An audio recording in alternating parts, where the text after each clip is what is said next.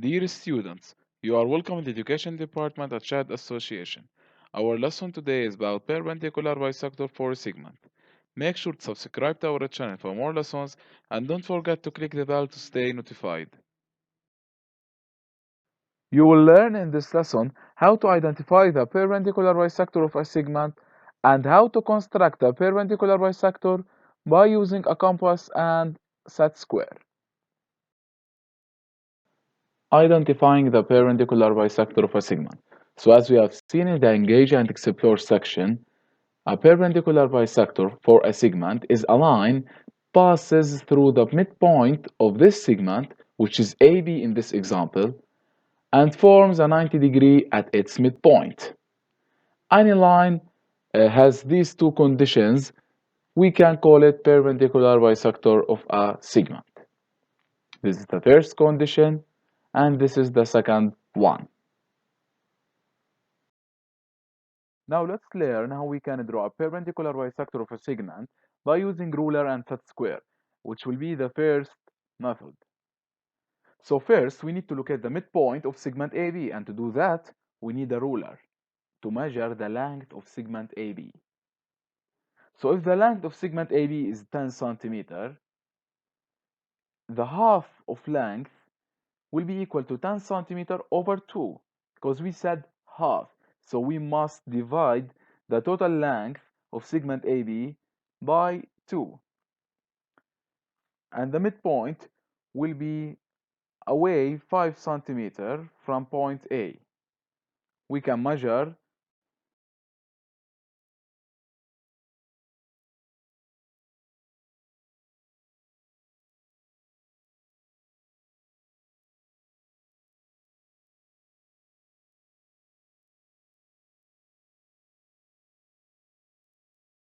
Now we will learn how we can draw a perpendicular bisector of a segment by using a compass, which will be the second method. First step, we need to put the compass at point A and draw an arc starting from the top and ending at the bottom. You should keep the compass at the same open distance and to put it again at the point B and draw an arc starting from the top again and ending at the bottom. Final step, you only need to join the 2 points of intersection of the 2 arcs, of course by using ruler. And we got a perpendicular bisector. But you should keep in mind that the opening distance of compass must be greater than the half of length of a segment AB. Otherwise, the 2 arcs will not be intersected. And I advise you to try this at home.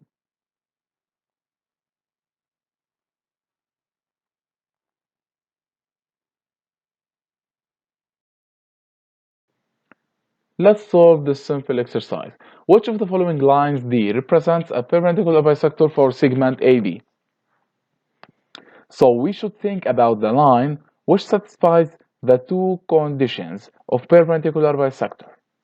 In figure A, the line D doesn't satisfy any condition of these because line D doesn't pass through the midpoint of AB and doesn't form 90-degree with segment AB. In figure B, line D satisfies the two conditions.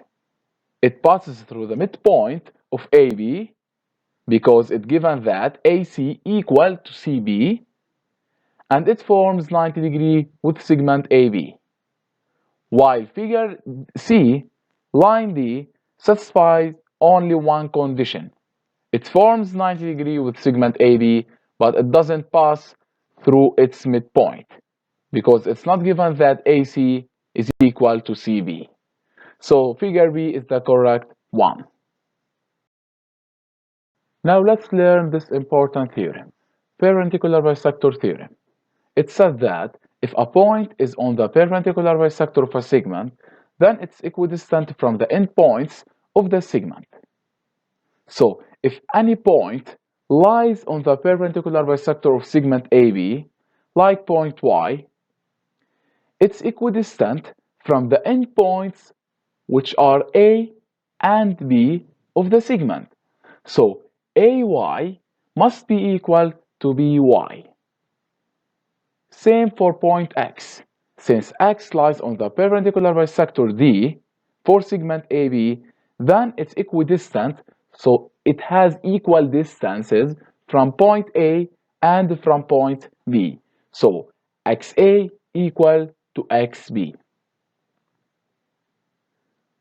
Have a look at point X. Since X doesn't lie at the perpendicular bisector D, then AX doesn't equal to BX. Thank you guys for watching, and try to solve the worksheet and the evaluation form also, and send me your answers. Stay safe and good luck. If you liked this lesson, make sure to subscribe to our channel for more, and don't forget to click the bell to get all the updates.